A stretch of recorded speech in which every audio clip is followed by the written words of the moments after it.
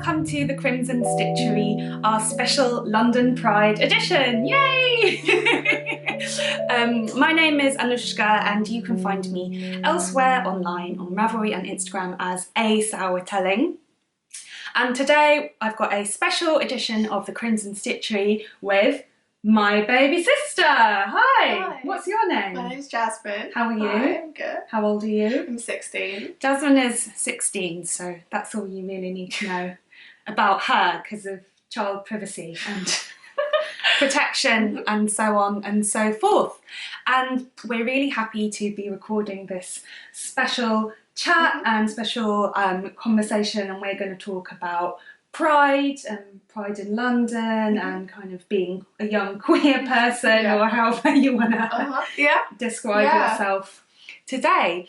But first off, let's start with knitting and keep to the format. So Jasmine has brought over everything that I've ever knitted her, almost. Almost everything. Because I started knitting when you were probably 2 or 3 years old. And you were quite a enthusiastic beneficiary of my first knitting exploits. So let's take a look at what we've got. Start off with these. These. Ooh. These. Let's bring them to the camera. These are little ballet slippers with these purple satin ribbons that tie in a bow, and I remember making these out of Rowan Karma, which is this cotton and elastic yarn, so it was really difficult. I was knitting with it and the yarn was like stretching and stretching because of the elastic, and they tie in a little bow like that. So yeah, so the yarn was just stretching away and it was really difficult to do it, but yeah, I gave them to you for your birthday because at that stage you wanted to be a ballerina. Yeah. Yeah, how old? I think 3 or 4. 3 or 4. Something like that. Yeah, I remember wearing them all the time. Did you? Yeah. Oh. Yeah. And what happened to wanting to be a ballerina? What was next? Well, after that, Yeah. I can't remember. It was ballet, and then it was ice skating. Oh, and okay. it's still been ice skating. Oh, okay. So you swapped ballet for the ice skating. Yeah. And then that became your main love. Yeah. So not too fickle. No. You've been pretty steadfast for ice skating, haven't you? How long have you done that? 9.5 years. 9.5 years. And what type of ice skating is it? So I do figure skating as well, and then I also do synchronized skating in a team. Yeah, so we skate in a team, and I compete with that, and I've been doing that for about 4 years, and then I took a break, and then it's been a year since I joined back. Yeah, and your team's doing really well. Yeah, really, really well. We're currently British preliminary champions for the 2nd year in a row. Which is wow, that's amazing. Yeah. Isn't she cool? She's doing so well. All right, what else have we got? So we had the ballet phase, and then continuing in the pink phase, we've got this little toddler baby scarf that you can still wear. Yeah. Very, very cute and chic, right? So we can still... So this is cotton. So it's machine washable, very suitable for children's knitwear. Yeah. And then what's next? So then I went away to uni. And then I think this came next. No, this was before that. Oh, this one. Oh, so what's this? A hat. A little kitty hat in dark. So I think this was your goth stage. Yeah. It was. So we had the ballet stage and then we had the goth stage. Oh god, I'm sorry. Oh!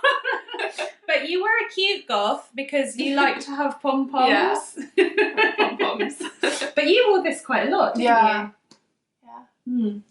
This hat was like so all the rage in the to late 2000s, this like cat ears hat. Like everybody was knitting this hat and I so wanted to make it for so long, and then I finally got an opportunity in this dark purple. It's kind of like a bonnet. Yeah. If I try it on and get the ears right, I can do the chin strap and have it kind of like a beard. I quite like that. I'm going to be boiling though. Oh god. So sunny. All right, then what did we have? Then we had this one. I can't remember if this or this was. I think it was this. Yeah. So then we had the ballet stage, the goth stage, and then we had the unicorn stage. So I made you this crochet blanket for your bed, which you still use, don't you? Yeah. I have it on my bed at the moment, and then I put it on my chair when it gets too warm for it. Oh, yeah, awesome. Nice. So this is a very simple, either it's double in American or treble in UK, I think, crochet, because of the different terms. And I did it using loads and loads of scrap yarns. So I can see, like, looking at this, this one, this turquoise, I made a hat for my baby cousin. This was pink was part of a jumper. This pink was part of a jumper for me. This lilac I made, do you remember Cousin Billy? He had that little purple vest with cables all down it. He wore it all the time when he was born, and that was the leftovers from that. What else have we got? Yeah, they're all like leftovers from significant knitting projects. This beige and one of the creams, again, I made it for Cousin Billy. He had a stripy hat. A bit like this, actually. Stripy hat with chin strap and little booties I made for him. And what's this? This turquoise is left over from this big blanket that I have behind me on the sofa. So yeah, it was all like little leftovers from products that I made into this blanket for you. Yeah, thank you. It's really nice. So it was like pastel ice cream unicorn kind of colour. Yes. Right, so that's that one. Yeah, and then the jumper. Okay, and then we got a bit more sophisticated. I'm absolutely boiling. Can I take this off? You can't take it off. Okay. You have to keep wearing it. Oh. Then we got a bit more sophisticated, and we've got this black turtleneck jumper. Yeah, which I made you one Christmas. Yeah. And this was the black stage. I don't know. I don't know. But like after the like pastel unicorn, but most of your clothes are quite dark. Yeah. Quite a lot of the time. Yeah, I don't know. Yeah. Don't know what to call it. The sophisticated stage with a turtleneck and a little crop. So this is the jumper that I made you, and I really didn't want you to like it. I was really hoping that you'd say, oh, thanks, but no thanks. It just doesn't fit. And I'd get to keep it. But unfortunately, it didn't work out for me, or fortunately for you. Yeah, no, I really like it. It's very warm. Very warm. It's good for winter, yeah. Cool. Nice. Does anyone ever ask you, like, oh, where did you get your... Yeah, they do. Do they? Yeah, sometimes it's like, I have non-uniform days if I've worn it. And people are like, oh, where's the jumper? I'm like, my sister knitted it. Oh, and then what do they say? They go, oh, wow, that's so cool. Oh, I'm so cool, and you're so lucky. Brilliant. All right, so then after the sophisticate stage, what did we have? We've got the ice blue stage. Yeah, the blue. Blue. Is that your favourite colour? Blues and greens, yeah. Yeah. Yeah. Me too. I can't remember which one. Maybe this one. This one, yeah. Yeah. This one was first. Yeah, this lovely little cabled hat with a pom-pom. Do you still wear the cat hat with the chin strap? I put it in a drawer, so I haven't worn it as much as I worn this one. Yeah, yeah. But this one's a bit more you now, isn't it? Yeah. And this one I love. I loved making it because it's got these lovely, gorgeous cable patterns that are really, really sinuous. And it was just off a free pattern online with some merino yarn, so it's really snuggly. Yeah. It's really nice. And then what happens when you walk with the pom-pom? Does it bobble around? I don't notice it. Oh, okay. But it's a kind of loose pom-pom that likes to kind of bobble around a little bit. But it's good that your knits have got character, I would say. Yeah. Yeah. And then the rainbow socks. Yeah. Yeah. Pride socks. Yeah. Yeah. All my gay socks. You call them your gay socks? Does anyone else call them your gay socks? Yeah, my friend Liam. Your friend calls it? Yeah. That's so cute. I like it. You must be gay. It's those socks that you're wearing. Yeah. Nice. Yeah, I made these because you were really. I thought you were really funny about coming out, because I thought I was waiting for you to announce your coming out party and like send me you know, like a gilded invitation, or I was waiting for like a cupcake invitation, you know, with like the date written on the cupcake and icing, and I was like, great, yeah, I can't wait for this party. And then like such invitation never occurred. No. So I was like, yeah. Yeah, no, I never really like came out. It was just, I realised and then I was like just open about it. Yeah. Yeah, I didn't want to make it like a huge thing because it's not. It's just. Is it not? No, it's not. It's not a huge thing that it's like needs an answer. I don't think. At least that's my view on my experience. Okay. Yeah. Yeah. So I don't want to make it into a huge thing and be like, I'm bi. Cause I just am. Yeah. Yeah. But it's become quite a big part of your identity. Mm-hmm. Yeah. Yeah. It's been like quite a strong focus in your friendship groups. And yeah, stuff, so. it has. Which I think is partly just because it's like managed to find other people to relate to as well. Mm-hmm. Yeah. That's cool. So yeah, so like I found out that Jasmine, you know, had decided to publicly identify as queer, let's say, in a nutshell, by cyber stalking my sister online. And I was so excited, so I was waiting for this gilded invitation / cupcake invitation to arrive because she's an amazing baker, but such invitation never came my way. So then I thought, okay, well, I'll just knit her a pair of pride socks instead. So that's what you got. Here you go, you're gay. Here's your sock. Yeah, so that was that. And then after I made you the pride socks, I used the leftovers and I made some more socks for me. Oh. So these are some of my scrap socks, and I got the rainbow in and I used a grey to make a stripe. Yeah. So these are my rainbow scrap socks, number 1. They've gone a bit faded now, but they used to be really bright and they were like my favourite thing to wear to cheer me up in the winter when, you know, all of your clothes are so dark. And then I had rainbow scrap socks number 2 and I used the leftovers from the leftovers to make a pair of socks. So these are scrap socks number 2. And this is something that I love to do, which is just make something out of what's essentially, you know, nothing. Yeah. Yeah. And then the most recent knit that you have are these. So yeah, hold them up. Yeah. Another cabled fingerless glove in this Irish tweed yarn that I bought in Brighton.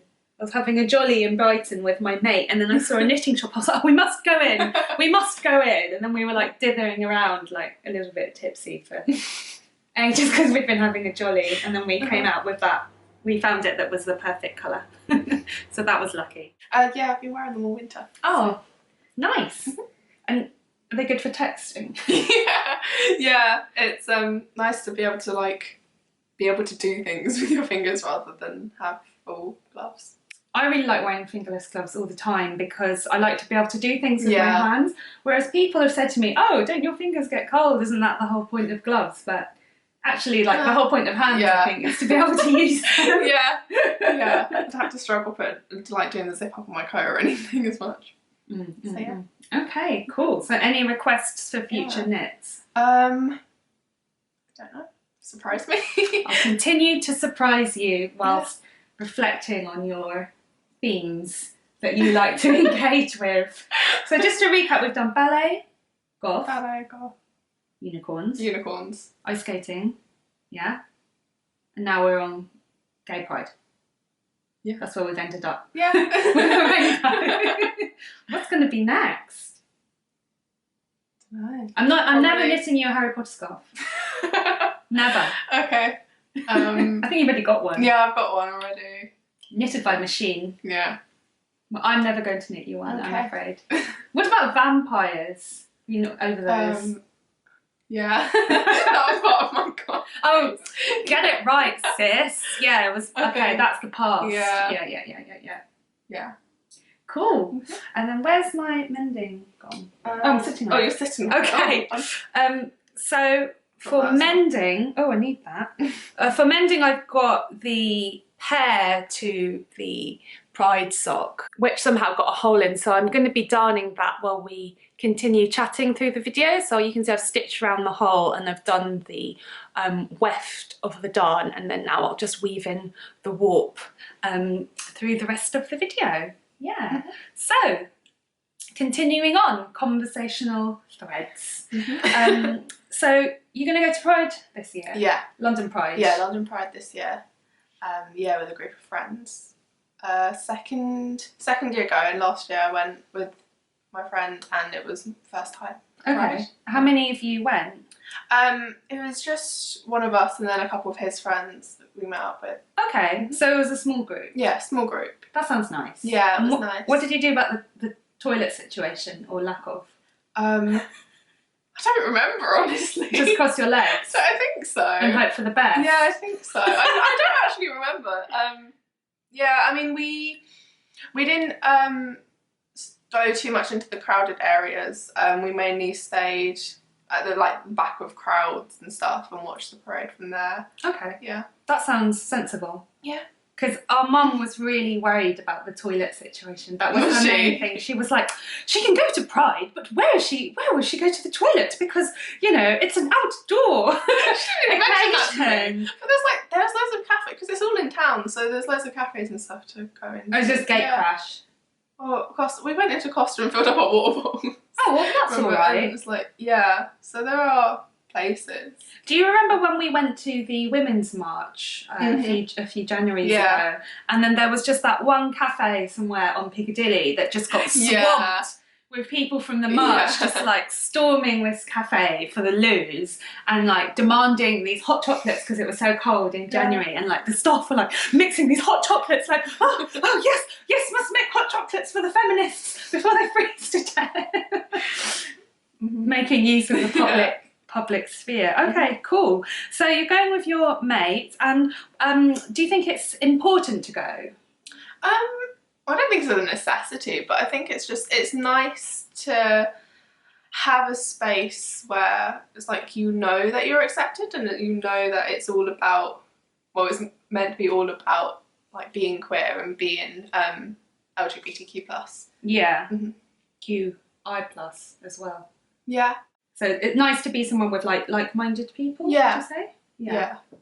And do you think there were a lot of people that were teenagers there, was it? Yeah, it was a lot of young people, Okay. Well, it was a range, yeah.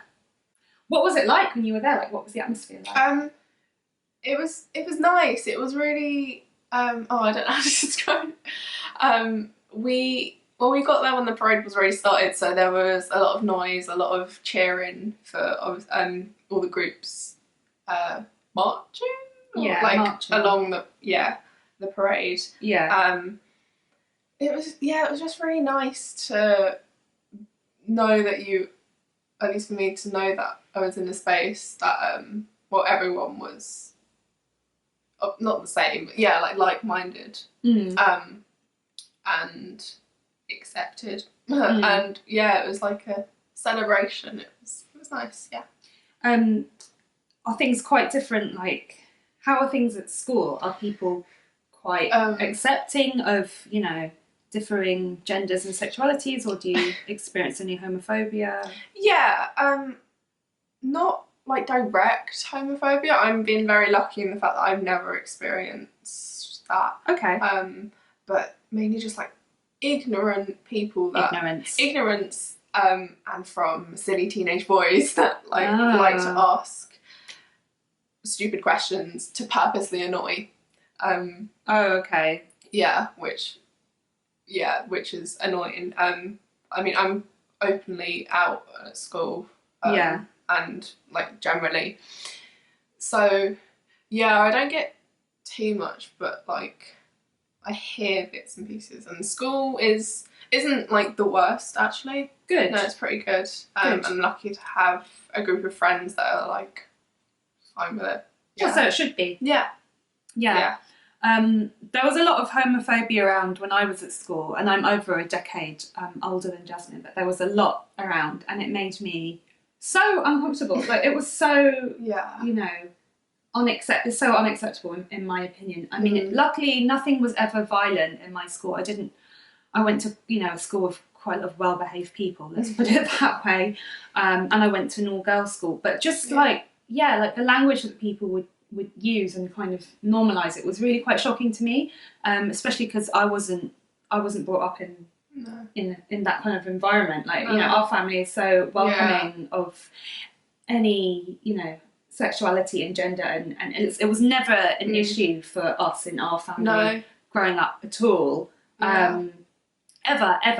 And actually, you know, I always say to people, for the first, you know, 10 years of my life, I didn't know any straight men. The only straight men I knew was my grandfather. Like, you know, I didn't know anyone that was straight, to be honest with you, because of the friendships, you know, that our mum had, and the people I was surrounded with in my childhood. And so, like, it was actually normal for me in my childhood to meet people who were not, you know, vanilla or whatever you That's also why I didn't want to make my coming out like a thing, because I knew that I'd be like...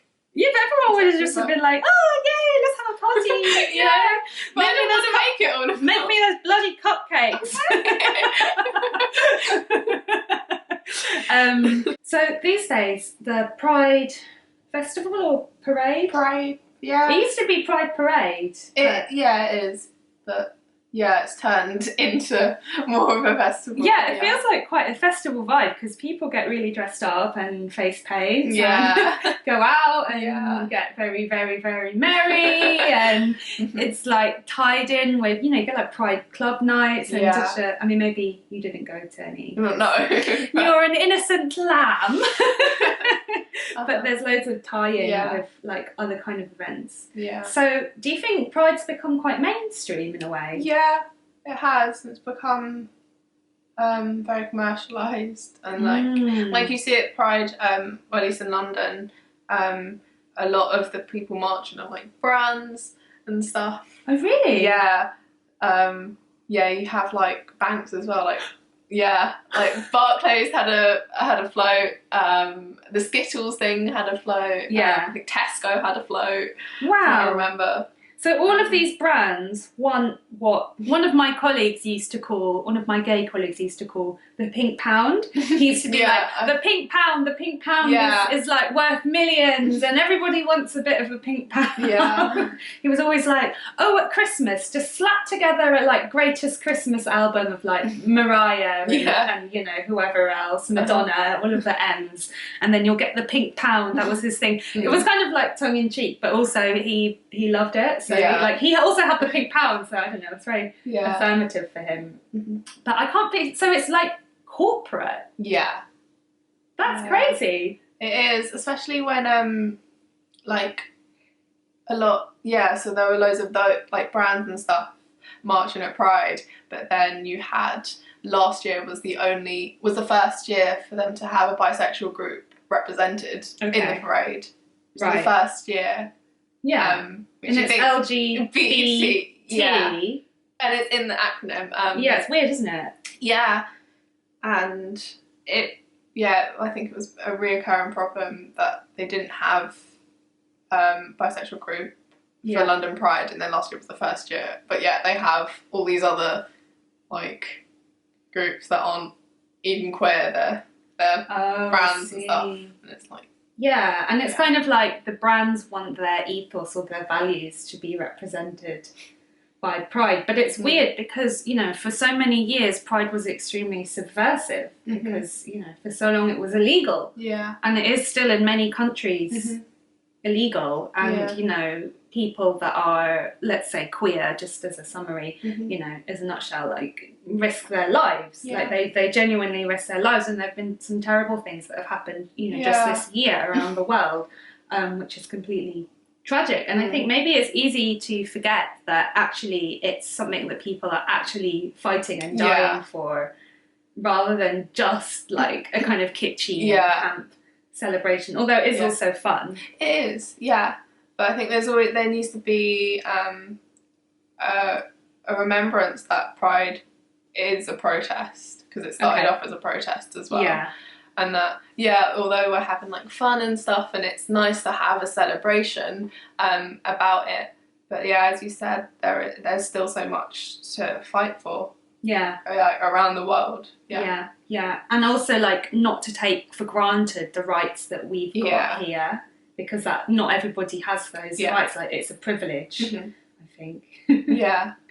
Yeah, and so do you think that it could be something that's really good for like mainstream representation of non-binary sexualities? Academic speak here.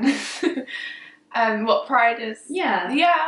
Yeah, I think it's good for it to be so mainstream and so well known. Okay. Because it is representation. Okay. But I don't know.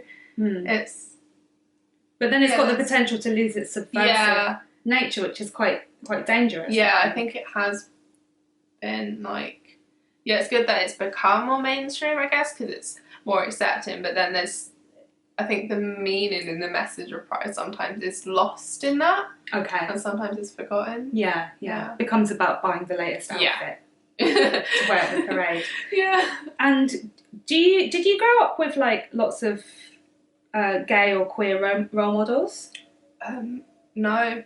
Okay. No. I mean, I can't really think of any that I properly had until like recently, but that is partly because I didn't really know much like pop culture and stuff. So who have you found recently? Recently is like Brendan Urie and like Hayley Kiyoko, like in terms of music artists. Okay.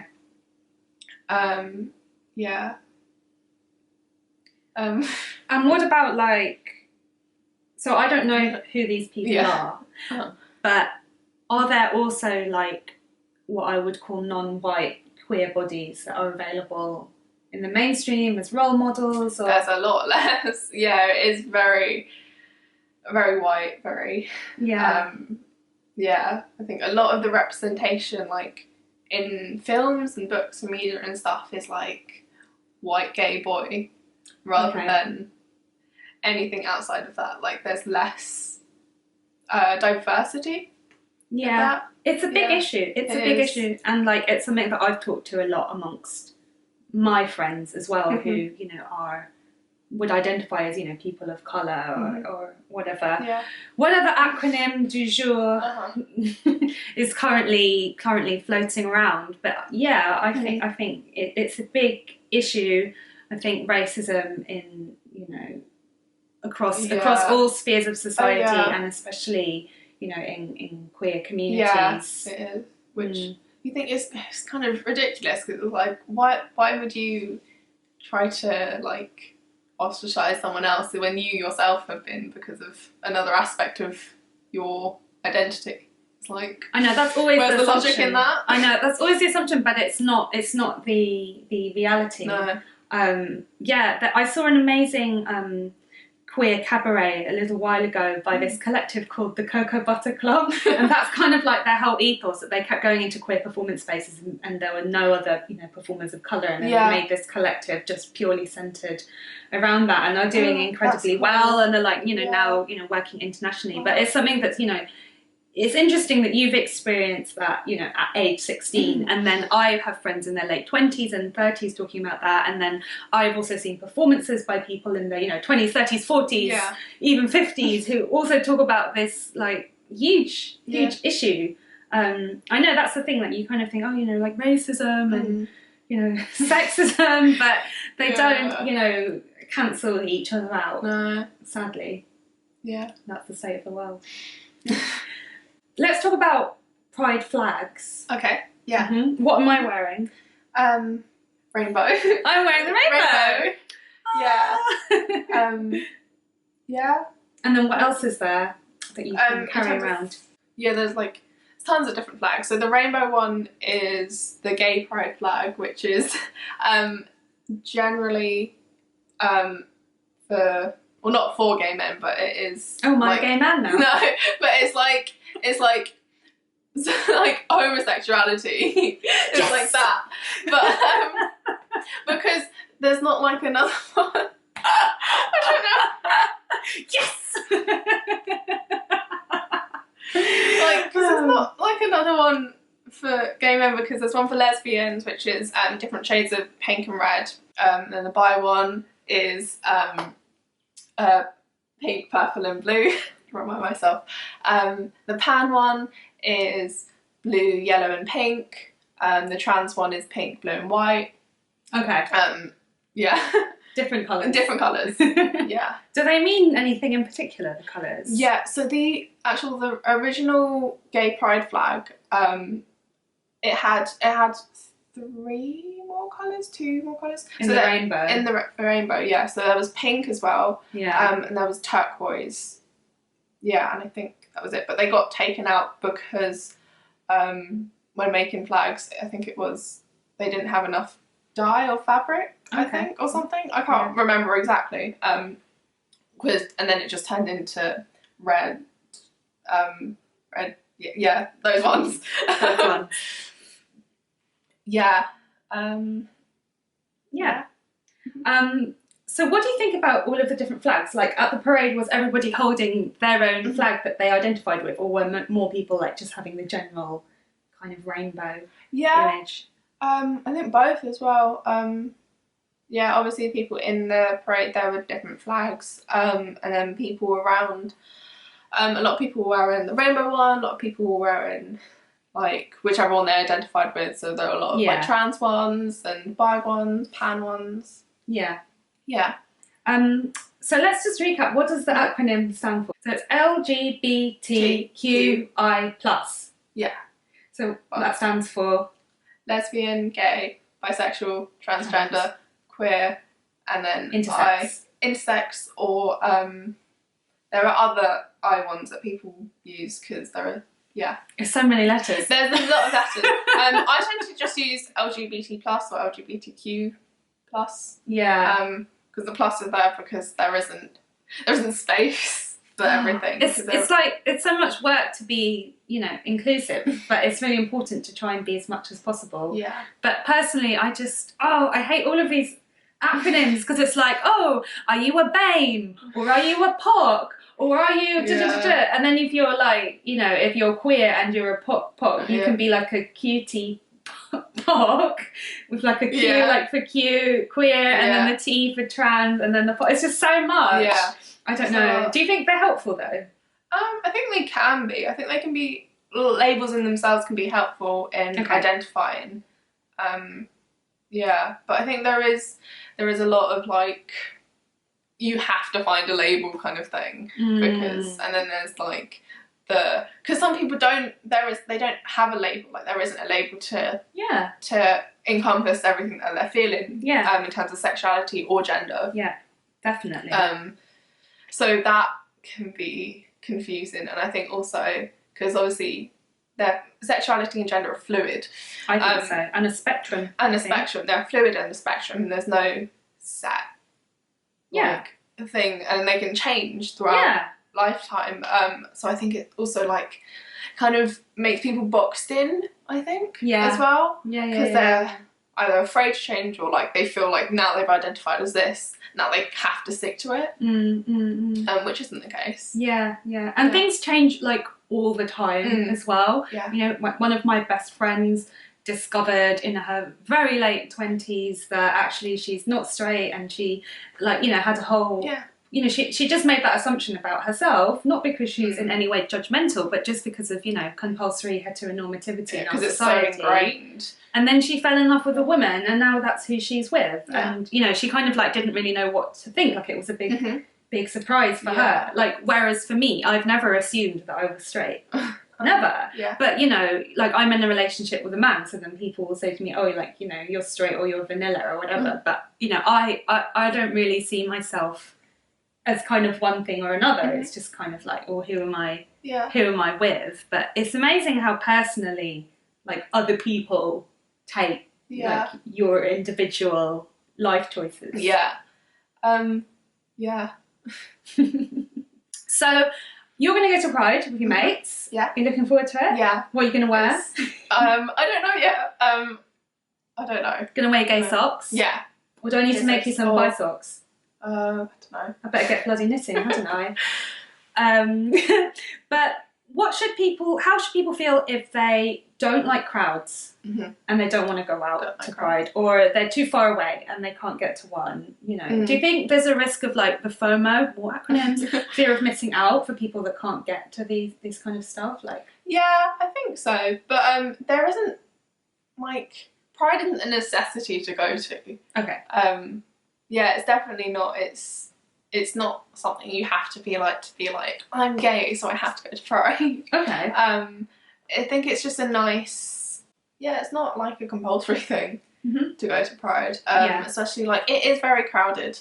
Like it's very crowded. I got a bit overwhelmed last year as well. Like massive crowds. But this year I think me and my friends are we're gonna like see the parade a bit, and then we're just gonna go off into a park and have a picnic and like have our own thing. So it's like in Pride, but it's also just our own Pride. Yeah, you can do your own Pride. Yeah, you can do your own Pride.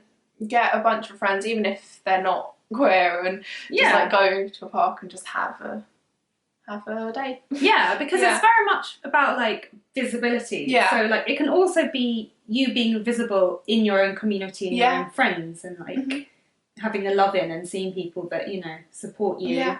And making cupcakes for your sister. Yeah. Not going to let go of that one lightly.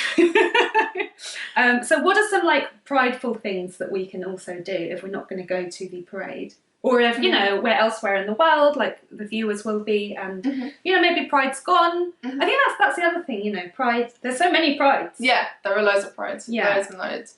Loads. In a way, it's like every month there could be a Pride somewhere. Yeah. I think so. There probably is, to be honest. Yeah. So what are some prideful things that we can do if we're not going to London Pride? Have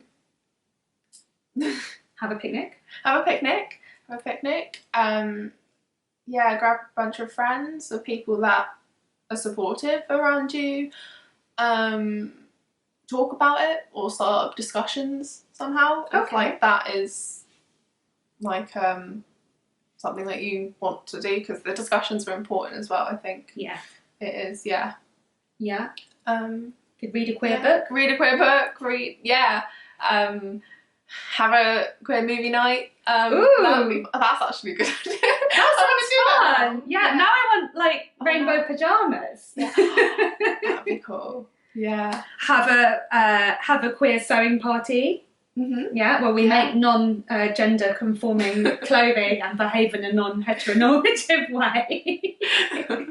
That's actually the amazing thing about craft and making and, you know, knitting or sewing or whatever it is you want to do, because you can make things for your own body and say that there's nothing in the shops that fits you in the right way, that isn't right for your body, or even, you know, in a more basic way, like the colouring, you know, the cut, the shapes, the fit, even the price point.